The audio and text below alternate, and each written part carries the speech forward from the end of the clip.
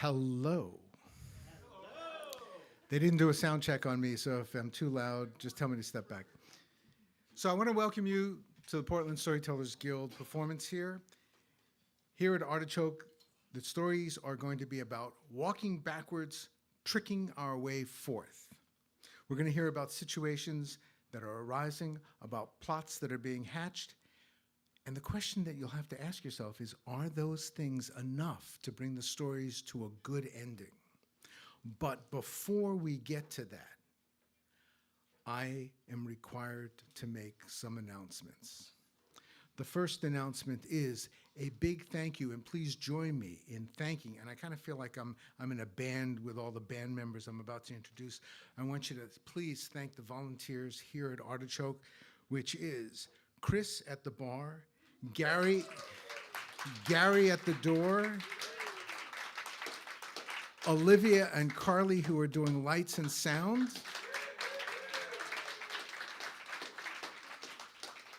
Make sure while I'm talking, you pull out your cell phones and turn off the ringers. You don't have to listen to the next part. How many of you are here at Artichoke for the very first time? Ooh, nice. So for you, and as reminders to everyone else, there are 3 bathrooms. 2 of them are out through the curtain, make a left turn, go down, make another left turn, 1 at the top of the stairs, 1 next to the stairs. The 3rd bathroom is right here. Now, Artichoke has never been able to fix this little problem. And the problem is, if somebody is in the bathroom, the microphone doesn't work. So if you use it while somebody is at the microphone, everything stops and we stare at the door waiting for you to come out. It's totally up to you. And I also want to give a big shout out and welcome to all of you who are watching the live stream or who may end up being watching this afterwards, because it will be archived and you'll be able to see it anytime you want to just by going to Artichoke's website or YouTube channel. Tonight, our tellers have numerical relationships with numbers that belong in folk tales and fairy tales. And you know a lot of these numbers. You know, Goldilocks and the 3 Bears, or the 3 Little Piggies, or Snow White and the 7 Dwarfs. You know, there's all kinds of things like that. So the first number is that tonight is the beginning of our 3rd year performing here at Artichoke.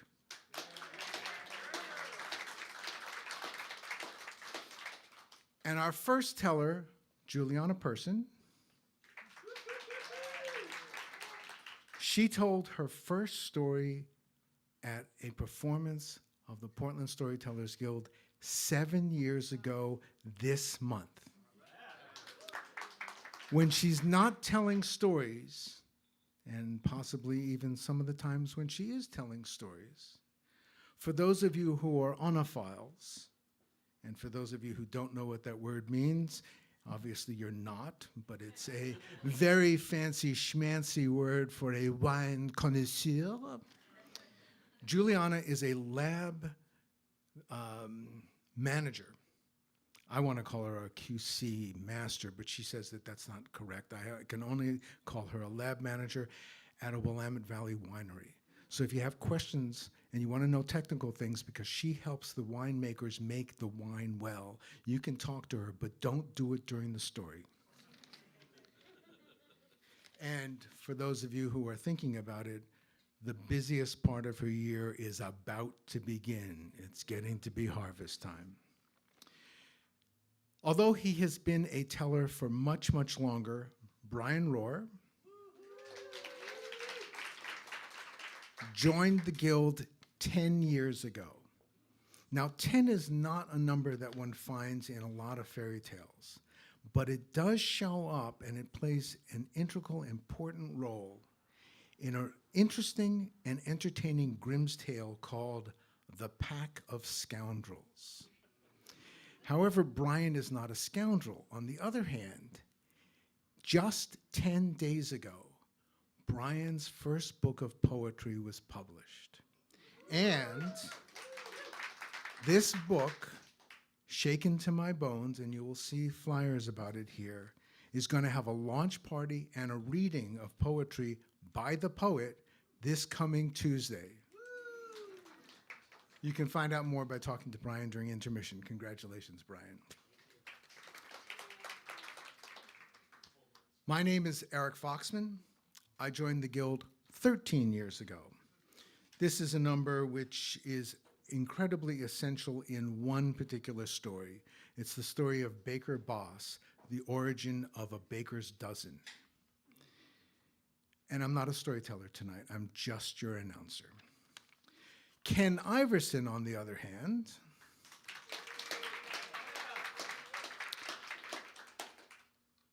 the number that's associated with him is 38. 38.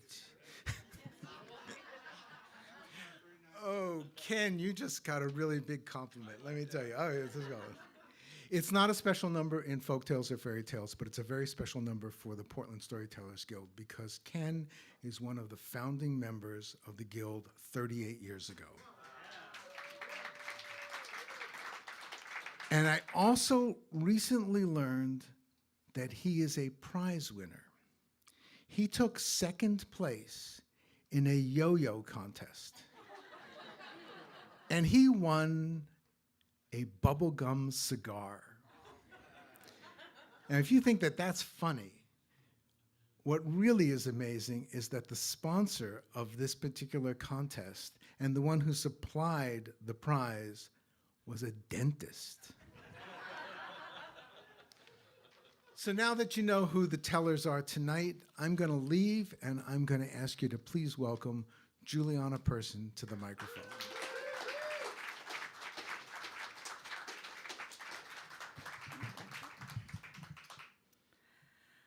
A backpacking trip has got to be the best way to spend a vacation.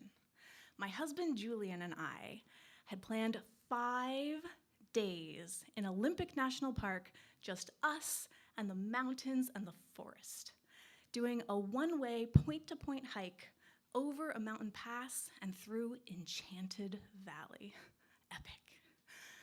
We hit a tiny bit of a snag when, at the last minute, our plans to shuttle our car fell through. So the thing with this point-to-point hike is that, while the trail was only 40-ish miles, the road went the long way around for 150, and we now had a day and a half to figure out a plan B to get our car to one side and ourselves to the other.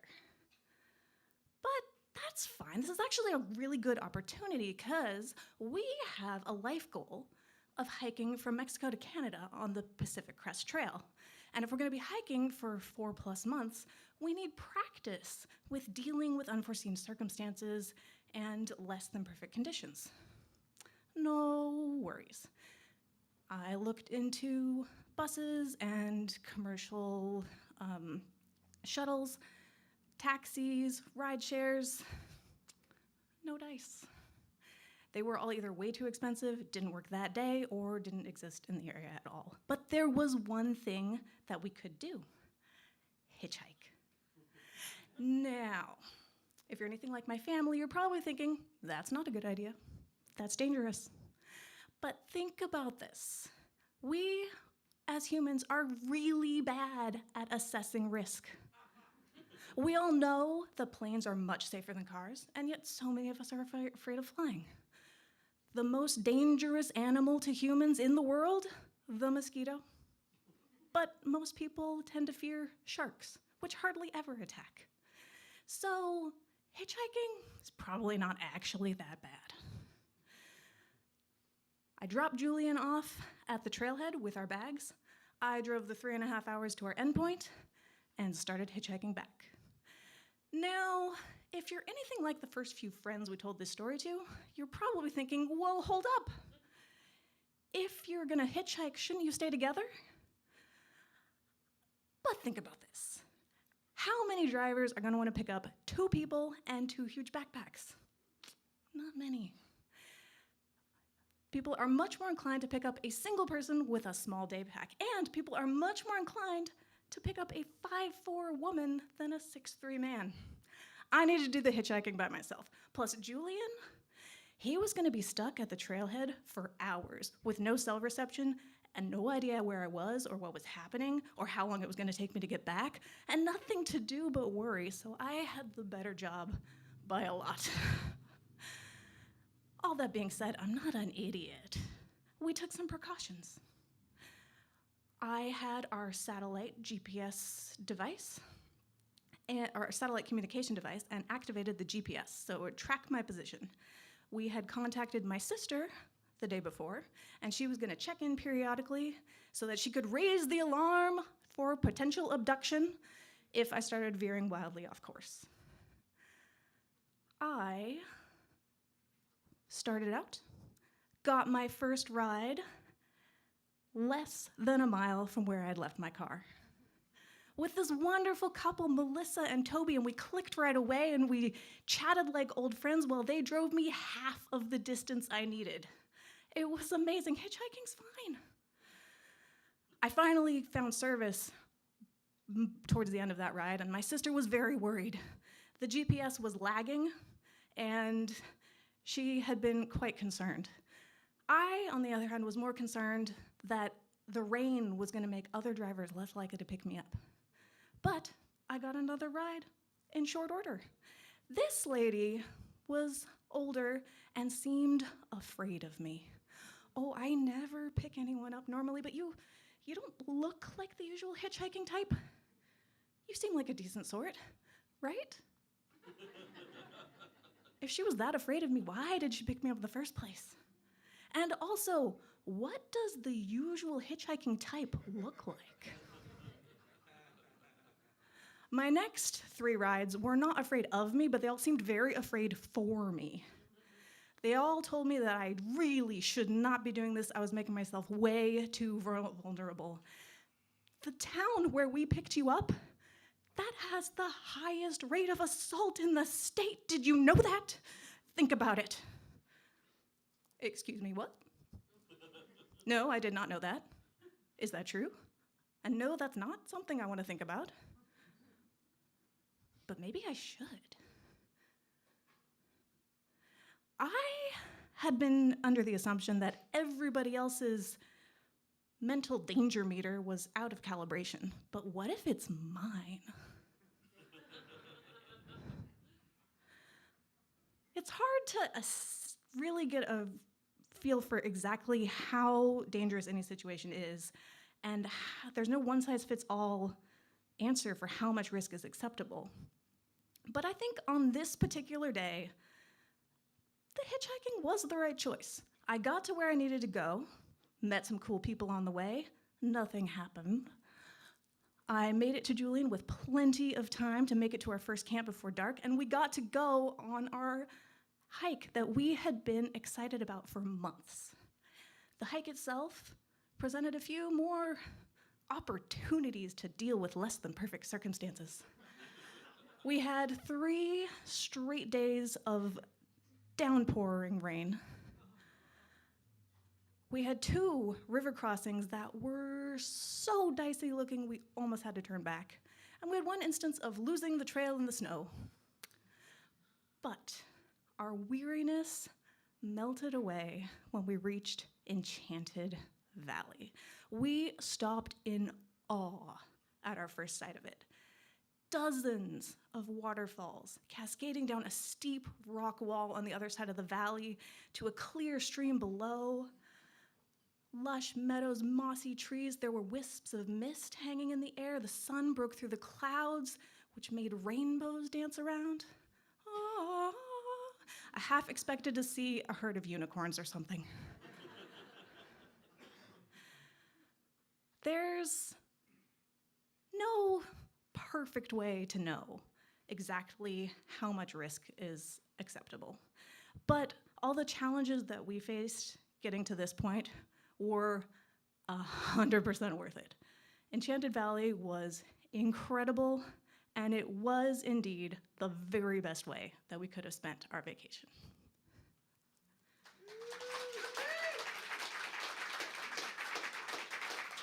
And And next, I would like to welcome Ken Iverson to the stage. The microphone, rather.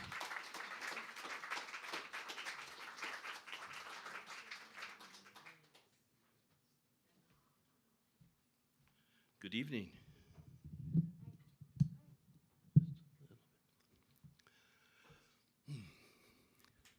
Once there was a man, and he loved to talk. There was nothing he enjoyed more than gathering with some friends and just starting to talk about everything under the sun. They would spend hours together. Nothing brought him greater joy than these gatherings. And sometimes the village rabbi would come and stop by and sit in with them for a while too.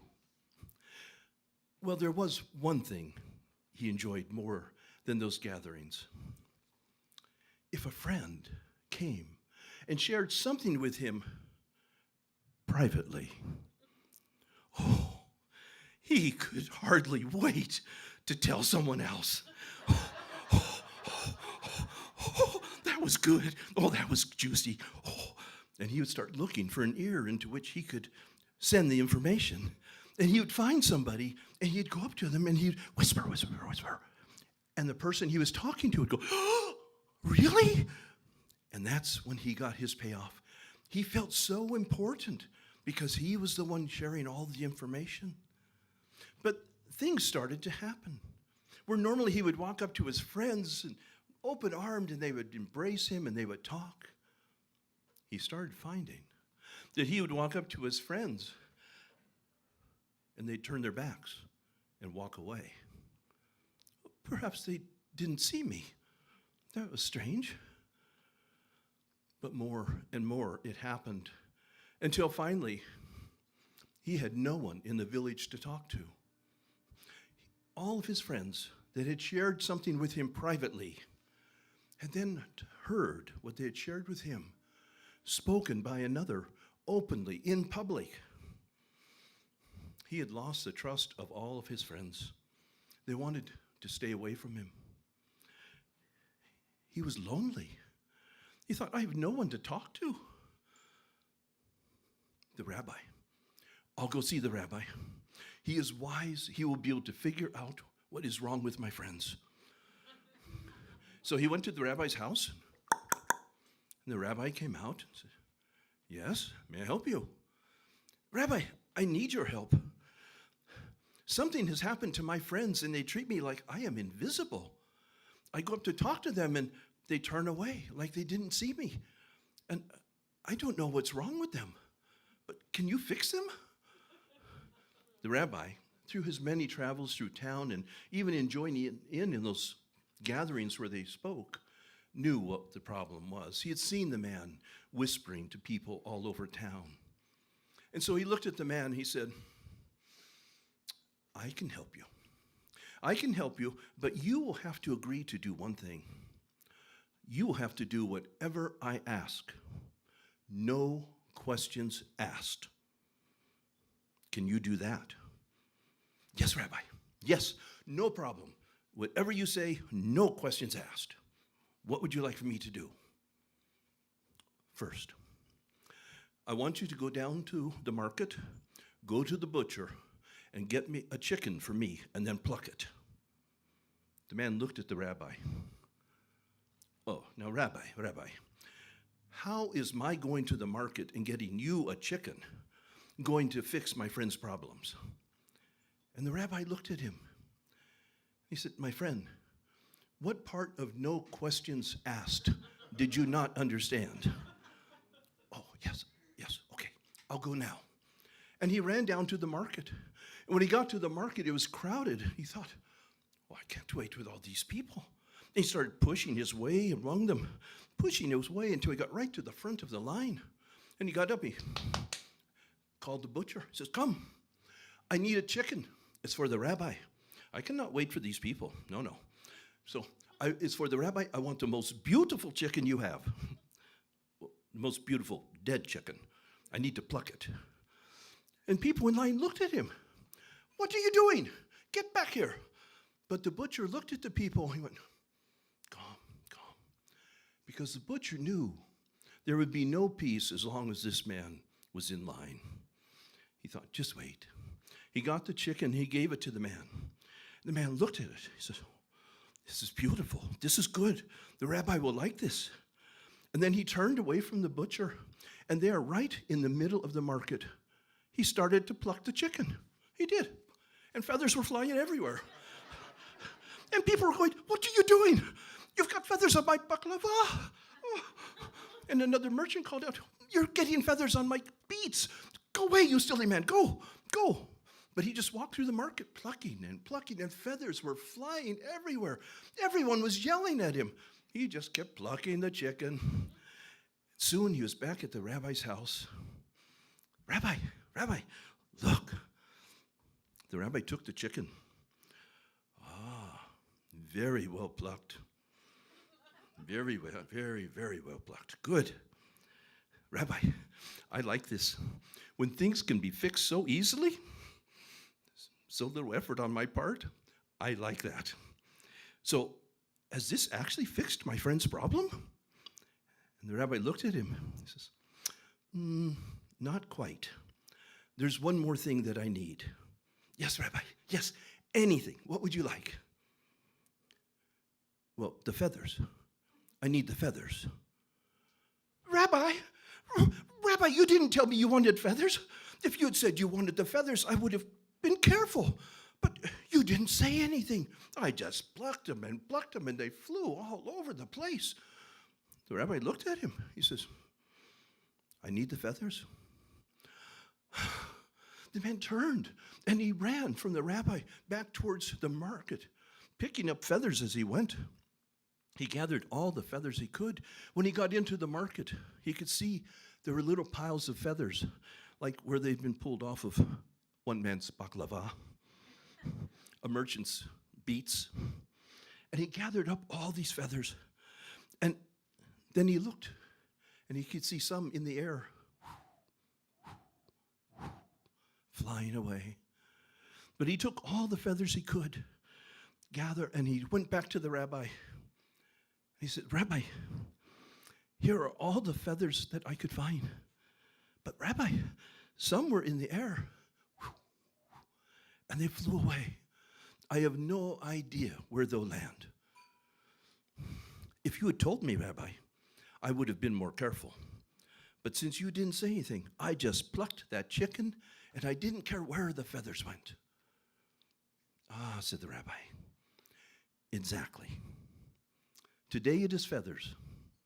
You didn't care where they went, where they landed, who they may have harmed. But before today, it was your words, that you didn't care where they went, where they landed, or who they may have harmed. My friend, you have become a gossip, and that is why you are seeming to be invisible to your friends. There's only one way to fix this.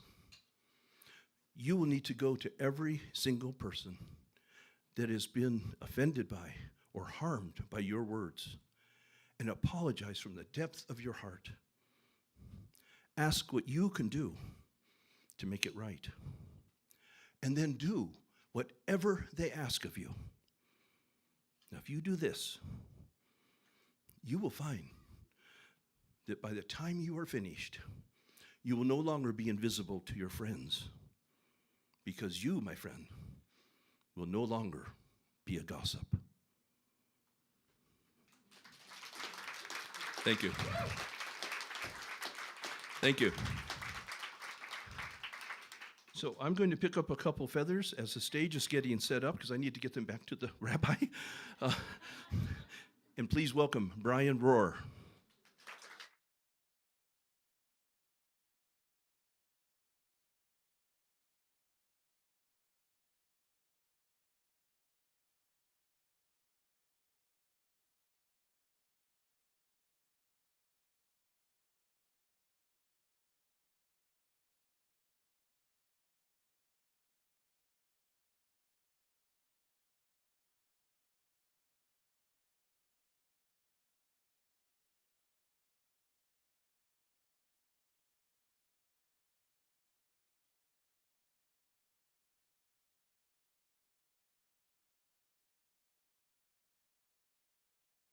Second.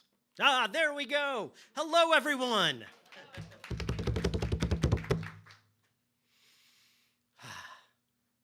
You've heard two beautiful stories so far. Didn't they do well? Let's give them a little more thunder.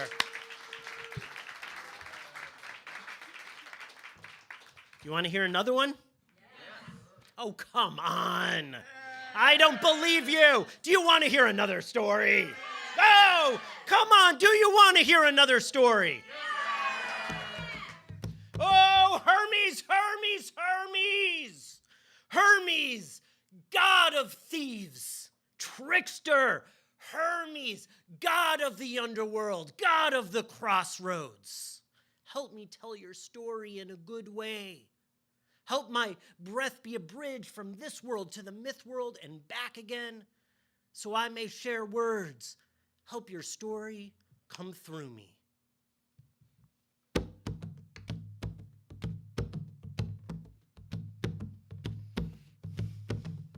Well, it was once upon a time, it was once upon a time. It was once a long, long, long time ago, when Hermes was born into the world. Now, I'm going to tell you a story about Hermes' first 24 hours of existence, because a lot happened in those first 24 hours. But before I do, I want to tell you about Zeus, his father. Now, Zeus was a bit of a rascal. He liked to sneak around on his wife, Hera. No good, no good. But it was what he did. And one night, while Hera was asleep, he went over and visited the nymph Maya at her cave. Now, Maya and Zeus enjoyed each other's company, and they talked long and deep into the night. They talked so long, in fact, that 9 months later, Hermes was born. And he was born at night into the cave of Maya. And after she gave birth, Maya was exhausted, put Hermes in his crib and went to sleep. And Hermes laid there, and he was bored. He was bored. He was maybe, I don't know, an hour old, and he was already like, what am I doing? I'm so bored just laying here. I'm gonna go explore a little bit. And he crawled out of the crib, and he explored the cave where he and his mother lived. And it was all right. You know, there were a few interesting things, but to be honest, well, he wanted something more. He wanted something more. So he started to leave the cave, but right there at the entrance of the cave, right at the entrance, a tortoise happened to be walking by. And he picked up that tortoise, and he said, "Oh, aren't you a fascinating creature? I have never seen anything like you before." And he looked at it, and he played with it for a while. And then he was like, "Oh, I got another idea." And he killed the tortoise, scooped out its insides, rummaged around the cave, eventually found some sheep intestines,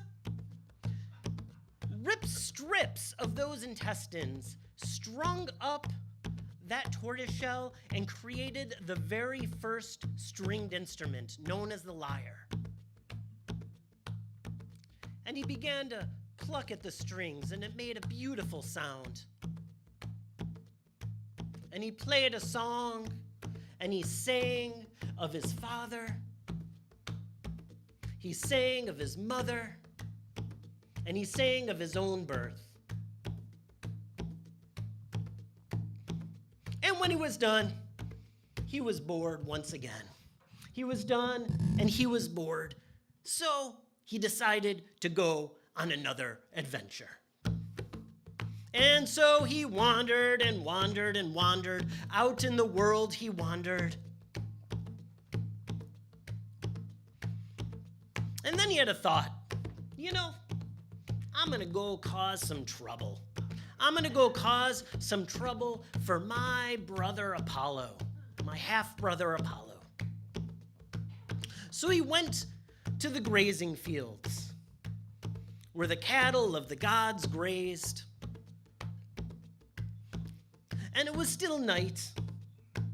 And when he went there, he decided to steal 50 cattle. But he didn't just want to steal it and lead them off somewhere and be found. And so he had an idea. And he took giant pieces of tree bark and tied them to his feet as sandals. Next, he took the 50 cattle, and instead of just leading them away forward, he had them walk backwards. And so, did I mention that at this point, maybe he's 3 hours old? So, he begins leading the cattle. And he's walking and he's walking. And once again, under the cloak of darkness, thinking no one would see him. But as he was going and leading the cattle away, an old farmer tending to the vineyard saw him and was very curious by this strange scene. And Hermes saw him and said, "Old man, old farmer, I'll make a deal with you. You did not see anything here." "Well, that's my deal. You didn't see anything here." And Hermes went on and continued to walk and walk and walk, and he made his way to a cave, not the cave he was born in, a different cave. And he led the 50 cattle in all the way deep, deep, deep within that cave, save for 2 of them. And he took the 2 cattle at the entrance of that cave. And he took their lives and he divided them up into 12 equal portions. Now, I don't know who here knows much about Greek mythology. But at this point in the story, there are only 11 gods of the pantheon. There were 11 gods, and Hermes, much to his ire, was not one of them. The illegitimate child of Zeus. He wasn't recognized. But here he was, dividing those cows into 12 equal portions. He built a giant bonfire, and he made sacrifice to all the gods and included himself amongst them.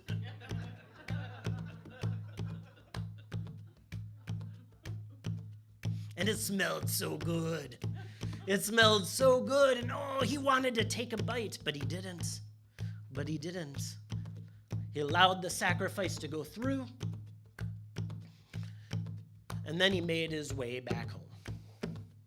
And he snuck in as quietly as he could. He snuck in as quietly as he could so his mother wouldn't be disturbed. And he crawled back into his crib. What is he, maybe 4 hours, 5 hours old now? He snuck into his crib and pretended to go to sleep. And his mother said, "You're not fooling me. You are not fooling me, you little sneak, you little trickster.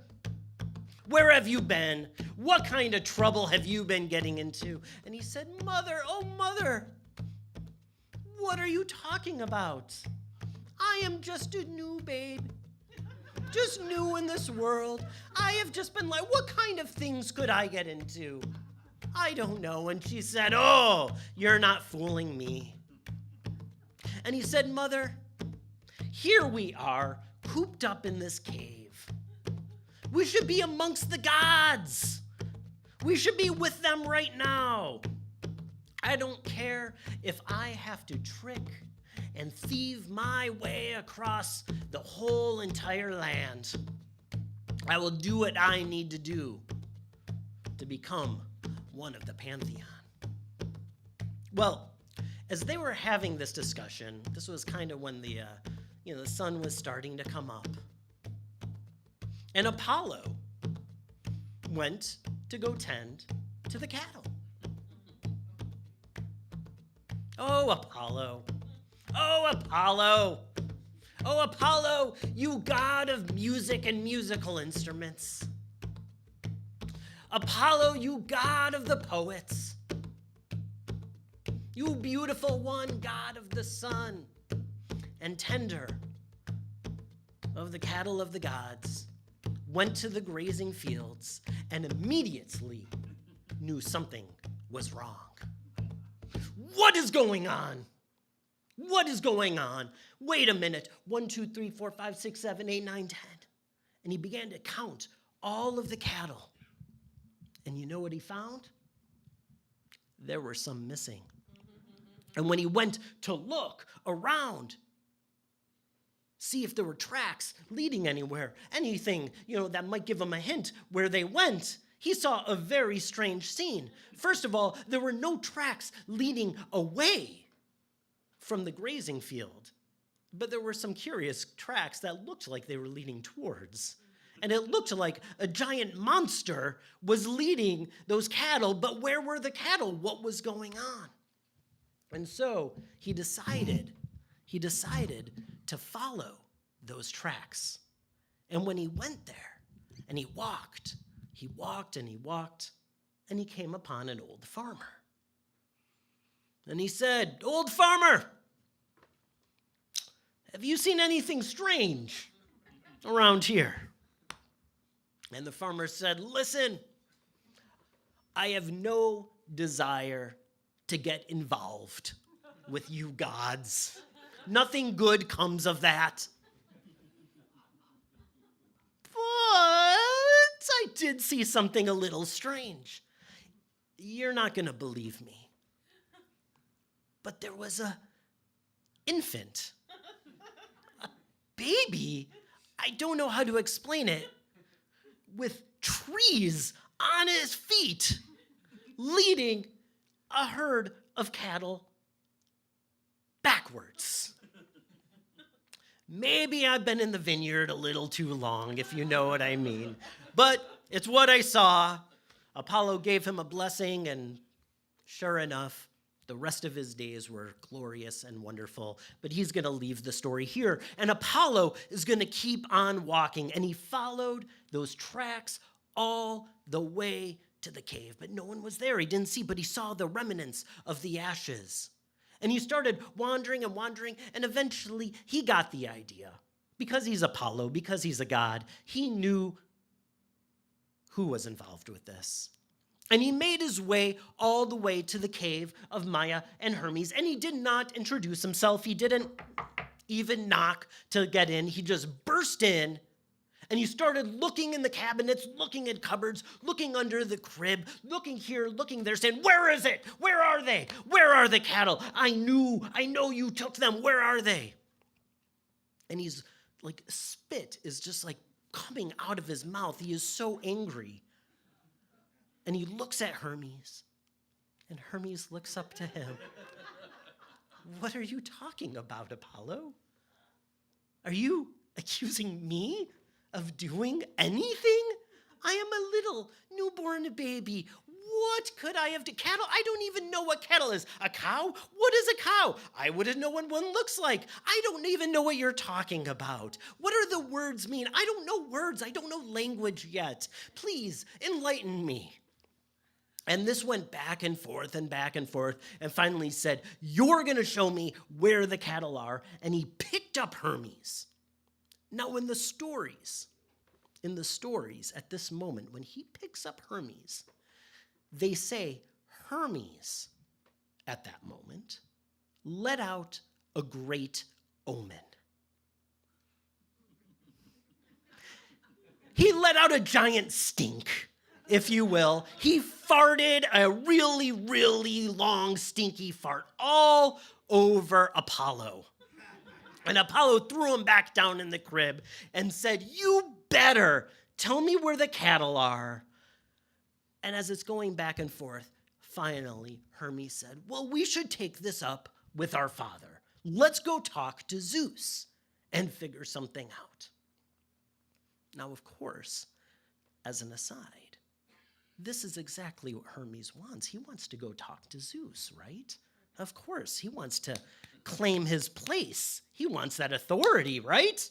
So the two of them go, and they go to Mount Olympus, and they go to Zeus, and all the other gods are there, and they see Apollo coming with this little baby, and they just start laughing. The gods think this is the most hilarious thing, and Apollo looks angry. This baby just is,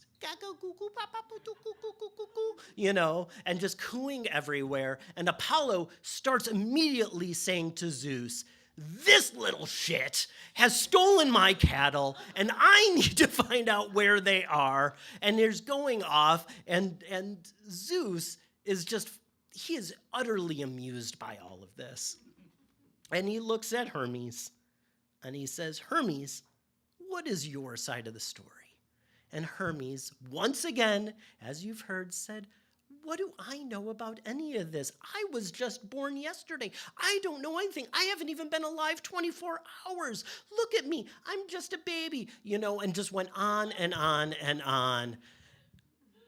Apollo's looking more and more ridiculous, and Zeus is just laughing. All the gods are laughing, and finally, Zeus is like, "Hermes, you're such a liar.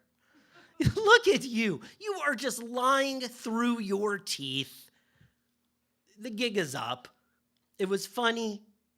Now show Apollo where the cattle are." And Hermes knew that this was it. This was the moment. So him and Apollo went off.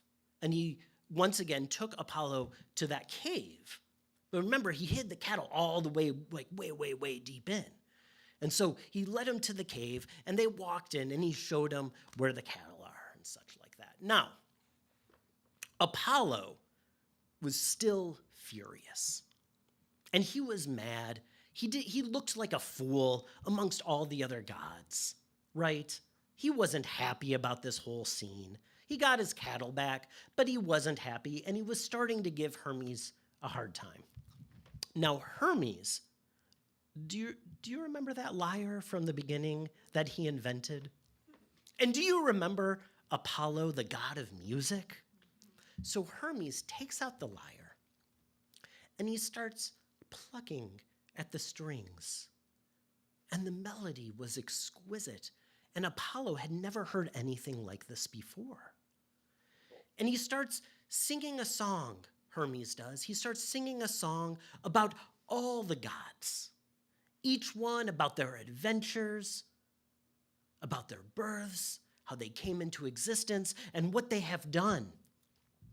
And he too, once again, includes his own story in this song. And when he finished singing, Apollo was actually weeping because the sound and the music and everything was just so beautiful and so touching. And he said, what instrument is this that you are playing? And Hermes said, "Here, have a try." And Apollo takes it and starts playing, and it just felt so natural in his hands and his arm and his fingers. And he said, "What will you take for this?" And Hermes said, "Well, I know exactly what I want. I want to be amongst you. I want to have my rightful place here. Mount Olympus with all the gods? And Apollo said, absolutely. This is a fair trade. From this point forth, you will be, of course, the god of thieves. But you too will be the god of the crossroads, of the travelers. You too will be the messenger of the gods. You too will be the god of the underworld. And so it was that Hermes finally got his place amongst the pantheon. And this is how he became, as we all know Hermes now, the god of all these things. And two, Apollo gave him the title of tender of the cattle of the gods. And this is also how Apollo and Hermes became the best of friends. At least that's what they say. That is how it happened, and that is all I know. Thank you so much. The story of Hermes.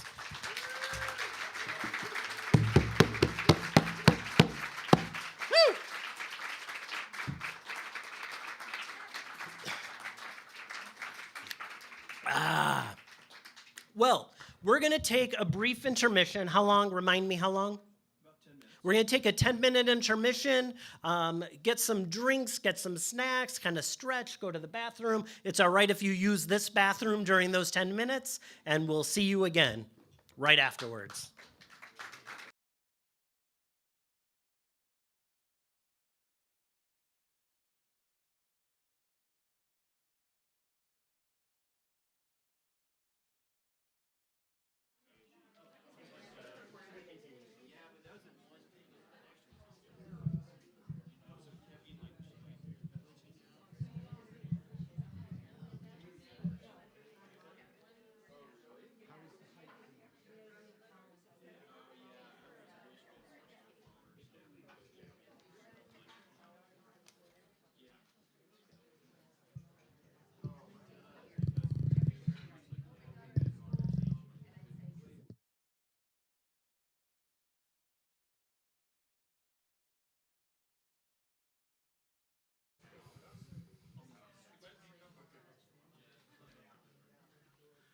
So while you're finishing up at the bar and getting back into your seats, I want to tell you about something that is happening for Artichoke, which I just found out about tonight. There are flyers on the, oops, there it is. There are flyers on the bar.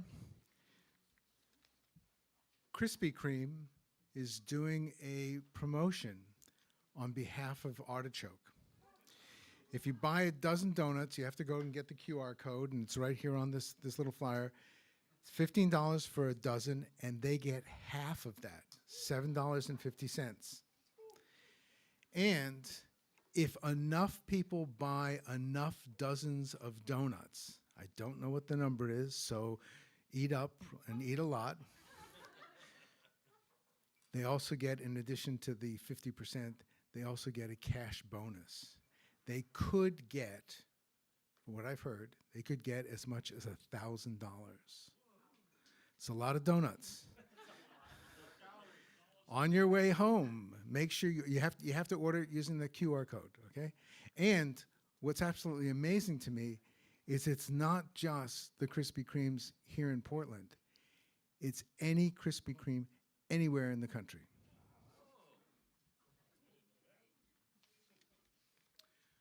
For those of you who are watching the live stream, we invite you to make a donation to the Portland Storytellers Guild. You can do that by going to our website, www.portlandstorytellers.org, and we will make sure that a portion of that, just like for the people who've paid here to be in the audience, a portion of that will then get sent to Artichoke to help them so that it can continue to be the premier listening place in Portland.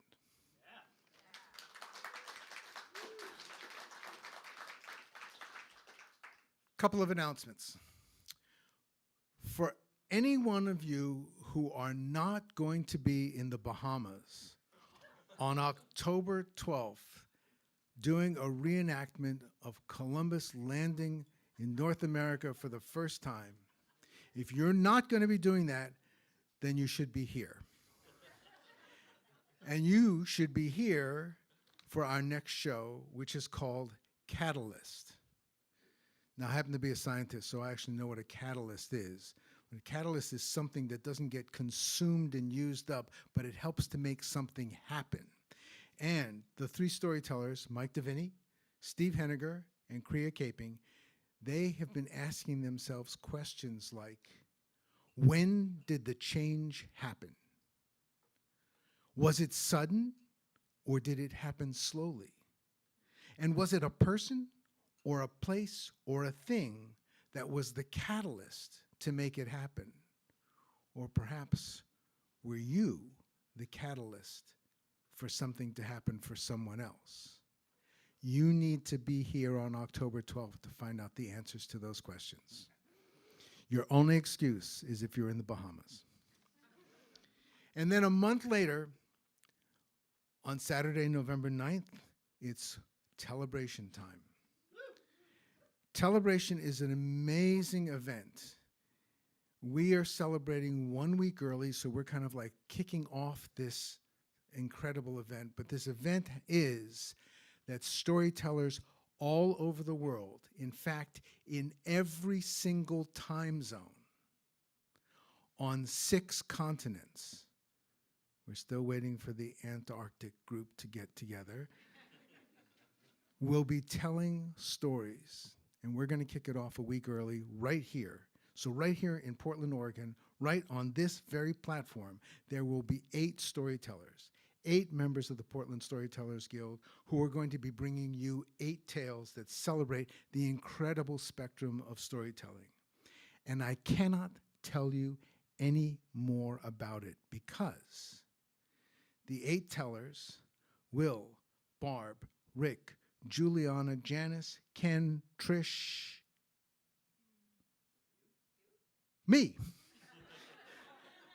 We are keeping the titles, just like poker players, close to our vests. So you need to come and you need to watch this program unfold. Even the other storytellers who are performing that night are not going to know what all the stories are. So they will be hearing them also, just like you. So please come and join us. And Ken has gone around. He has been collecting these cards. We've been looking to find how people find out about our performances. We thank you for giving us this information. We thank all of you for filling out these cards. I am going to have someone pick one at random. Any card, just don't look at it. Not that one. No cheating from the outside.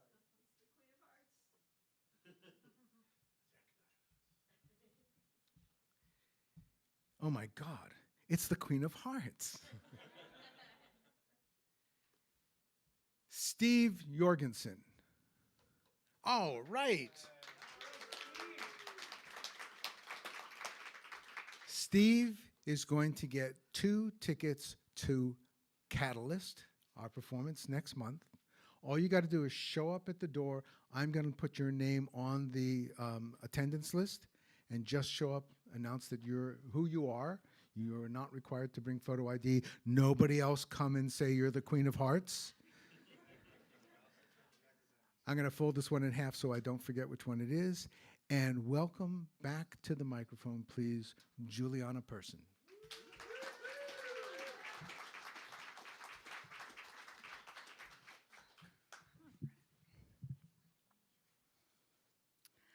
We're all familiar with the story of Cinderella. Evil stepmother, fairy godmother, ball, prince, shoe, happily ever after, and everything was perfect, right? Well, once upon a time, a few years after all of that, Cinderella was getting ready to retire for the evening and thinking about her day, which had been perfect. Her maids had been there when she got up to help her into yet another beautiful dress. There had been breakfast with the advisors, where she had smiled charmingly at her husband's side. There had been a series of meetings and audiences where she had smiled charmingly at her husband's side. And in the evening, there was a grand dinner to honor some noble or other, where she had smiled charmingly at her husband's side. Most of her days followed this same general pattern. And she was completely honest. Sometimes she felt just a bit sidelined. Not that she was complaining. Of course she wasn't complaining. That would be ridiculous. This was the life she'd always dreamed of. This was the life every girl dreamed of, right?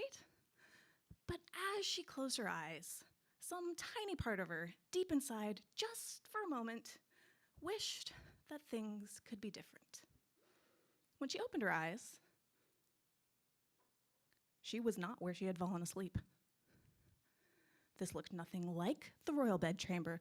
This looked a lot like her childhood bedroom. Back before her stepmother started making her sleep in the kitchen.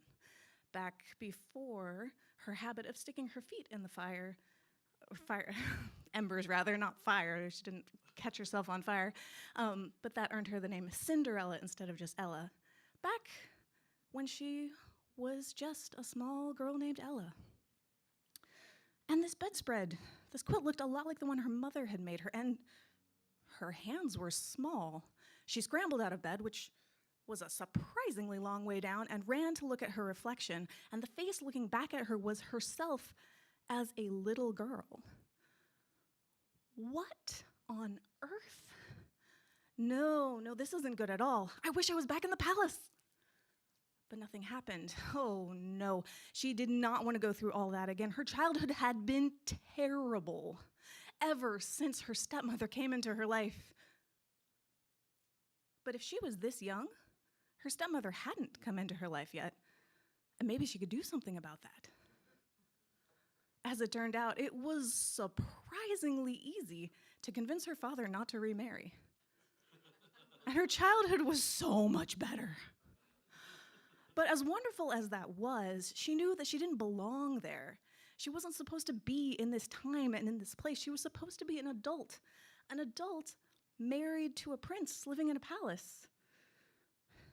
The years passed, Cinderella grew, and just as in her previous life, one day an announcement came that there was to be a ball, and all of the eligible maidens needed to come. This was it. This was finally her chance to reunite with her prince. Her heart fluttered when she saw him, but his eyes seemed to just graze right past her as he scanned the room. When it was her turn to be formally introduced, she could barely contain the excitement. Pleasure to meet you, miss. Enjoy the evening. What? This wasn't how it had gone last time. It was fate. It was destiny. It was love at first sight. What was going on? But all evening, every time she tried to catch the prince's eye, nothing happened. She managed to get a dance with him, but even then, he just seemed bored. And then her dance ended. The prince moved on to the next name on his dance card, and she knew that her chances of getting another dance that night were very slim. She watched as a girl who would have been her stepsister in another life, Drizella, danced with the prince. And when their dance ended, instead of leading Drizella back to the edge of the dance floor, the prince asked her for another, and another, and another. Cinderella watched, burning with confusion and jealousy, as her prince danced no less than 4 dances in a row with Drizella. She had no curfew that night, so she stayed as long as she could, trying to get another dance or another chance at conversation or any opportunity at all to interact with her prince, but nothing. As a last-ditch effort, she made sure to kick off a shoe as she went down the palace steps. She prayed and hoped that that shoe trick would work. That the next day there would be a knock on the door and her prince would be there to slip that shoe on her foot and whisk her away to her happily ever after, the way he was supposed to. But morning turned to afternoon, turned to evening, and when finally a knock came on the door, it wasn't the prince. There was a palace guard. Hello, miss. I've been asking around. I believe this is your shoe? Thank you, sir. Yes, it is. Please pass on my thanks to the one who sent you. Maybe I could go thank him in person? Oh, there's no one sent me, miss. It's just me. My name's Owen. I just saw a lovely lady leave a shoe on the steps, and I wanted to make sure you got it back.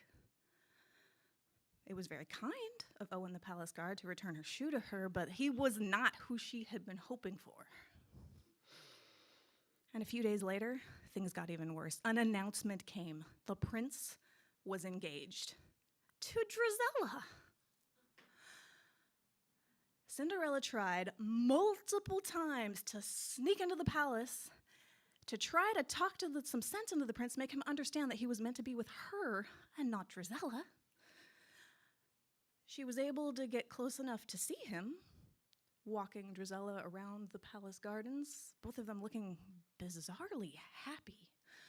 But she was caught every time before she was able to get close enough to actually speak, usually by Owen the palace guard.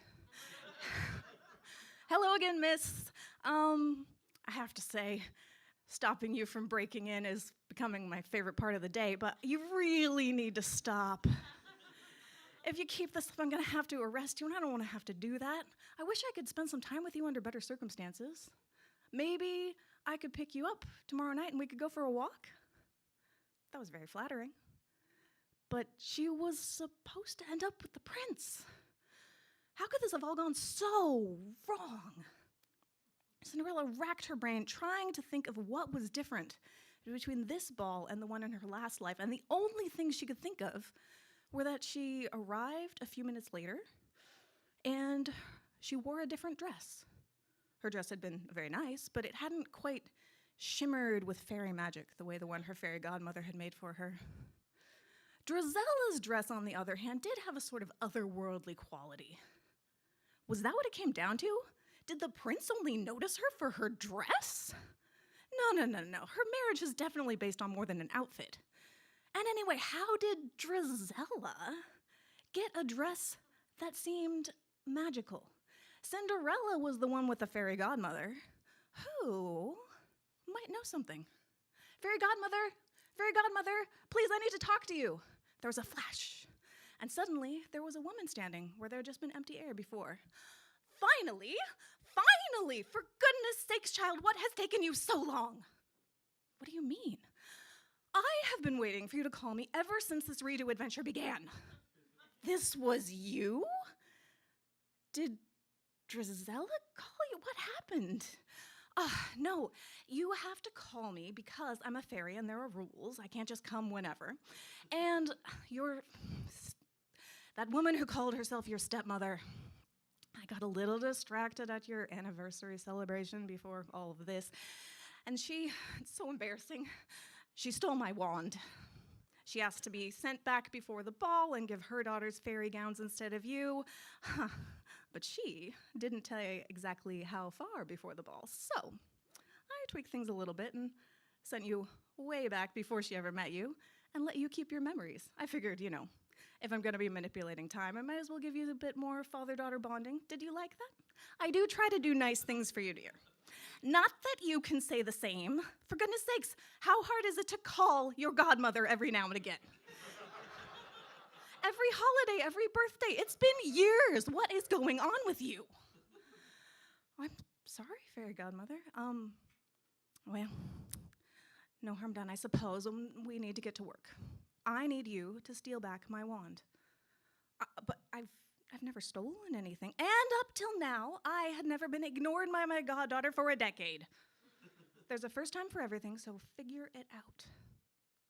For Cinderella's heist, she decided she should stick to what she knew. She got up early in the morning, put on an apron, and walked straight into the house of the woman who would have been her stepmother, as if she belonged. And she started to clean. She had been her stepmother's servant for most of her previous life, so she was able to look natural doing so. Who am I? Oh, I'm the new maid. I got hired last week, do you not remember? Let me get you some tea. She got everyone in the house some tea, a very special blend that had them all getting sleepy. And she dusted the entire house from top to bottom. It's very important when dusting, do you know, to get into every nook and cranny and open the drawers and the cabinets. She found that wand pretty quickly. Ah, wonderful, darling. I'm actually surprised how well that went. Good job. Now, shall we undo everything and send you back to the palace where you belong? What would happen if I stayed and lived out life here as it is now? Would I be happy? Could I end up with that palace guard Owen, do you think? Cinderella, I am a fairy, not a fortune teller. I can make dresses and manipulate time, but I can't see the future. Don't be absurd. Maybe it is absurd, but I don't think I was really meant for palace life. I don't think I was ever truly happy with the prince. But from what I've seen, it seems like Drizella, for all her flaws, is. Really? Your former stepsister is poaching your prince and you're just gonna let her? That doesn't fly with my fairy code of conduct. There needs to be retribution. At least a little, wish a little bit of misfortune on them. Not taking revenge, it makes me itchy. She looked so distraught, Cinderella. Figured she had to comply. All right. I wish that they will forever have pebbles in their shoes. In their shoes. Cinderella, I really worry about this fixation on footwear you have. But all right, I suppose that'll do for your stepsister. Your stepmother, on the other hand, no. She stole my wand and that is personal. She needs a little more to learn her lesson. I'm going to turn her carriage into a pumpkin while she's inside it, every time. Bibbidi-bobbidi-boo. Don't forget to call me. And with a poof, she was gone again. Cinderella walked back to her house to get ready for her evening stroll with Owen the palace guard and have a good long think about what exactly it was she wanted out of life. She may or may not have lived happily ever after, but she gave it her best shot.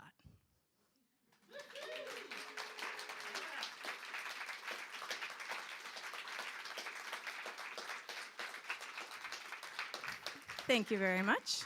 And now for a final time, I would like to welcome Ken Iverson back to the microphone.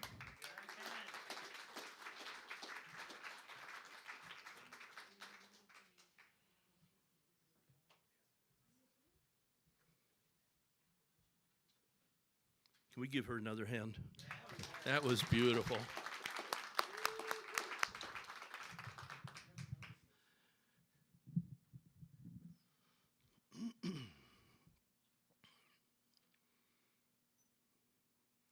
Walk!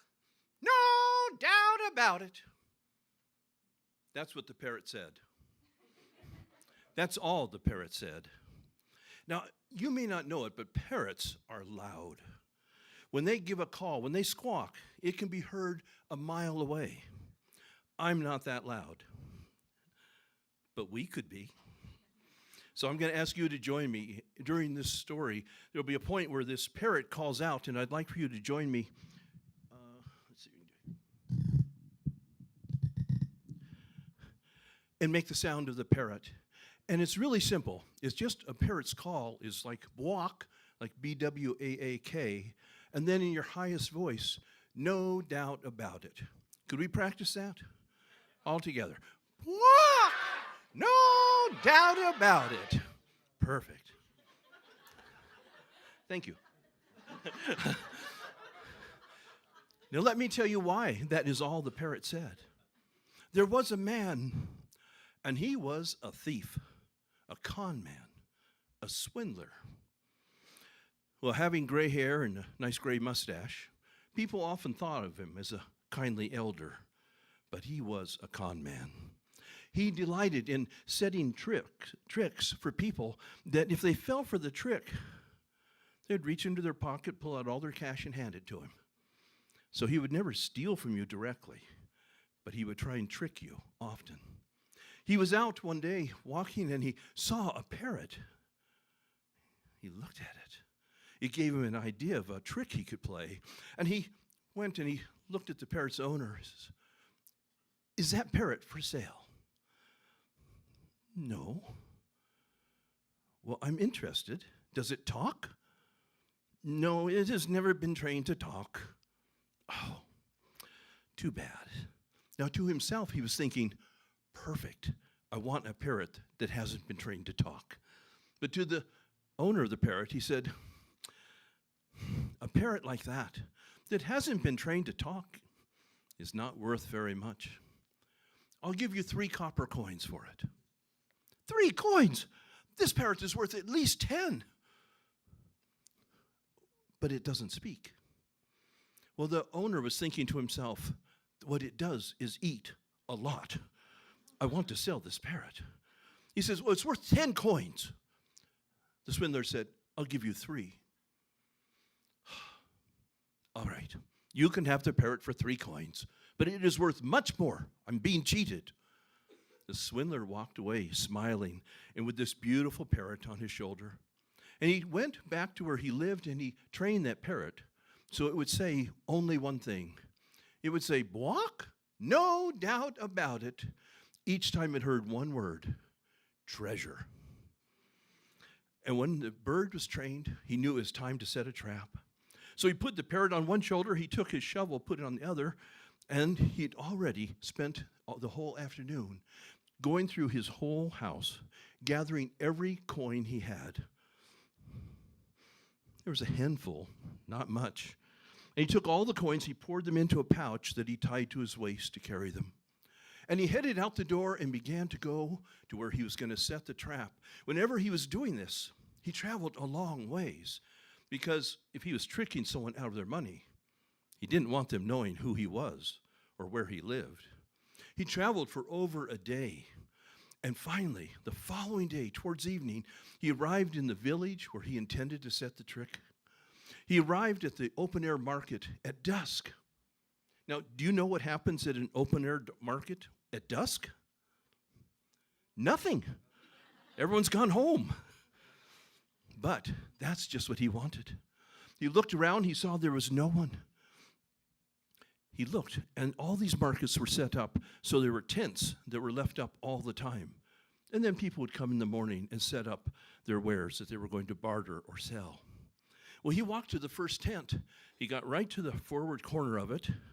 He looked around to orient himself. He took 5 steps out from the corner of the tent, and the shovel came off the shoulder. Whew. Whew. That's all, just a shallow hole.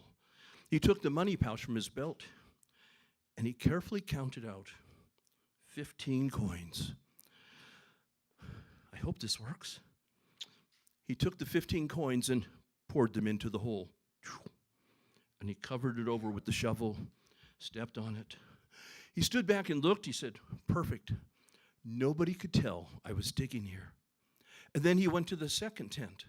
He did the same thing. He got to one corner, he oriented himself, he took the 5 steps out. He took the money pouch again. He counted out 20 coins, covered it all over. And then he went to the third tent and did the same thing. And there he counted out the very last of his coins, 27 more coins. Covered it over. He looked around to make sure nobody had arrived at the market that might have seen him, and no one had. So he left the market and he walked down the road until he found an empty barn, and he spent the night there. He made sure to arrive back at the market at noon the following day. Now, what do you think happens at a market like that, an open-air market at noon? That's right, lots of people. Everyone's there. They're there to buy lunch. They're there to barter and sell. And that's just what he wanted. And he was walking up to it with the shovel on one shoulder, the beautiful parrot on the other. And as he approached the entrance to the market, he saw there was a young man sitting across the road from the market's entrance. The young man seemed to be studying everybody that was going into the market. He noted that. And he turned into the market, and he started walking through it with that shovel and the parrot. And he walked slowly. He wanted to draw attention, and he was slowly making his way towards that first tent. He heard people talking. Some would say, "Look at that parrot. It's beautiful." And others would say, "What has he got a shovel for? It's a market. It's not a farm." But he knew they were paying attention, and that's what he wanted. He casually went to that first tent, oriented himself, took 5 steps out. Nobody could tell he was doing that. He was just walking, and he stood there, and he looked around at people. "Do I not have the most beautiful parrot?" And people looked, and they said, "You do. You do. That is a beautiful parrot." He said, "Not only is it beautiful, it is wise.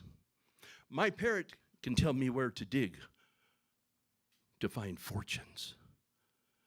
People looked at him. They started laughing. He said, "It's a good-looking parrot, but not that smart. No parrot could do that." He ignored their scorn, their laughter, and he said, "Let's see. My wise, my beautiful parrot, if I dig here, will I find buried treasure?" And hearing that word, the parrot threw its head back, and it said, "Walk! No doubt about it." The shovel came off the shoulder. Now the people nearby could hear the sound difference in the blade going. It wasn't dirt, it was metal. They didn't know if it was coins or what, but it hit something. They yelled to the people behind them, "He hit something with the shovel.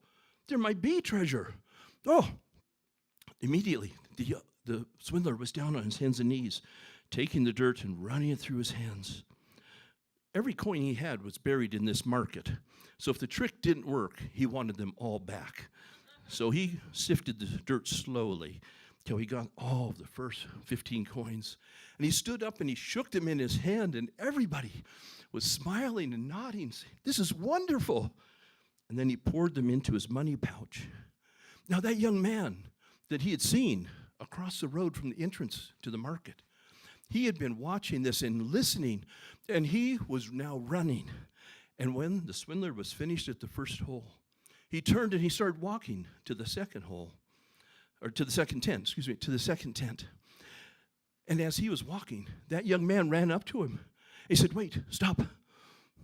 Oh, you have exactly what I want." He said, "You see, I have worked really hard for 3 years. And then I had a realization. I realized that the work thing, it wasn't for me. So now I sit across from the market watching, waiting to see, is there anybody that can make a living without having to work? You're the first one. I want that parrot. Will you sell it to me?" The swindler looked at him. "Sell you this parrot? This parrot that has been in my family for generations? My dear departed mother would never forgive me." And he turned away and walked toward the second tent. Well, the young man that had grown lazy with work followed close by to watch. Oh, when he got to the position of the second tent, again, the swindler looked at the crowd, and he looked at his beautiful parrot. He says, "My beautiful parrot, my wise parrot, if I dig here, will I find buried treasure?" And the parrot said, "Look! No doubt about it." When he hit metal the second time, the crowd went electric. Those close by were jumping up and yelling to those further back, "The bird did it again. He's found more coins." Oh! And the swindler was down sifting till he had all 20 coins out of the ground. He stood up and shook them again. And he looked at the young man who had grown lazy, and he saw his eyes widen. He shook them, and he poured them into the pouch, and then he shook the pouch. Oh, it sounded like a fortune. He turned, he started walking to the third tent, and he stopped, and he looked about. And he said, "You know, I usually only dig twice. To do this more than twice in a day, well, it would be almost like work." He says, "But you seem to be enjoying this so much, watching my beautiful, wise, magical bird show me where to dig. I will keep watching and walking and see if we find another spot." And so he made his way to the third tent. But as he was going, that young man who had grown lazy, ran up to him once more. He said, I saved almost everything I earned for 3 years. I will give it all to you if you will sell me that parrot. And the swindler just ignored him, went to the third tent, positioned himself. He looked at his beautiful, beautiful parrot. My wise, my beautiful parrot. If I dig here, will I find buried treasure? And the parrot said, look, no doubt about it. Jink. When he hit metal a third time, the people nearby were going crazy. They were shouting to those further back. The ones close were pressing in so tightly he barely had room to kneel down and sift through the dirt. But he did. He made sure he got all 27 coins back. He stood up and he shook his hands and watched everybody smile, and he poured them into the pouch and shook the whole pouch, and it sounded so wonderful. He said, I am so glad you've all been here, able to see my amazing, wise, magical bird. Show me where to dig to find fortunes. The people have dropped. They've been left behind. But he knows where they are. Well, I'm glad you enjoyed it. I must be going. And he turned to leave the fairgrounds and the market area. And when he left, the young man who had grown lazy ran up to him and said, wait, you don't understand how much I want that parrot. I want to do what you do. I want to be able to walk from town square to town square or market to market and have a bird tell me where to dig up fortunes. That's just the kind of job I want. Look. And he reached into his own clothing and brought out a pouch. He said, this is what I earned. It took me 3 years. Well, the swindler looked into the young man's money pouch. All the coins in it were gold. All the coins in his were copper. He said, how many coins are there? The young man said, 30. 30 gold coins. It took me years to earn this, but I will give it all to you for that magical parrot. The swindler looked at him. If you want this parrot that badly, it would be wrong of me not to sell him to you. And he gave the parrot, to the man. And he turned and started leaving through the market, but he had second thoughts. And he turned and he went back to the young man. He said, I cheated you. I'm sorry. Here's the shovel. You can have that too. And then he turned, and he was gone, never to be seen in those parts again. But now every eye in the market was on the young man as he carried the beautiful parrot on one shoulder, the shovel on the other, and made his way through the market. And people were saying, that other one, he found 3 times out of 3 tries, he found buried coins. What will this young man find? And he wandered until he had found a spot that felt lucky. He stood there. My wise, my beautiful parrot, if I dig here, will I find buried treasure? And the parrot said, look, no doubt about it. The shovel came off the shoulder, and filled with anticipation and eagerness,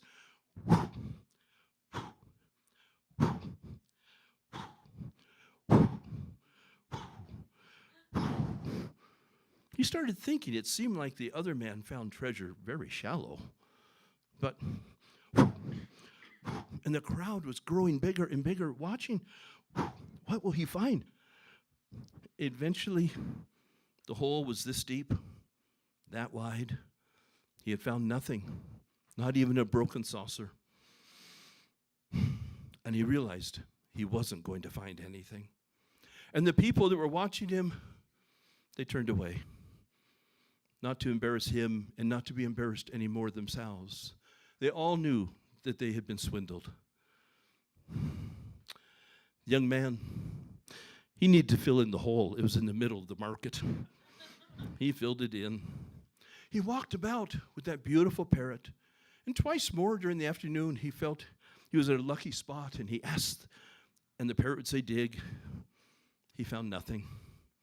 So when the day ended, he was sitting right where he had started the day, across the road from the market, the shovel lying in the dirt, this parrot sitting on his shoulder. He looked at the beautiful parrot. He said, "You know, I think I've been a fool.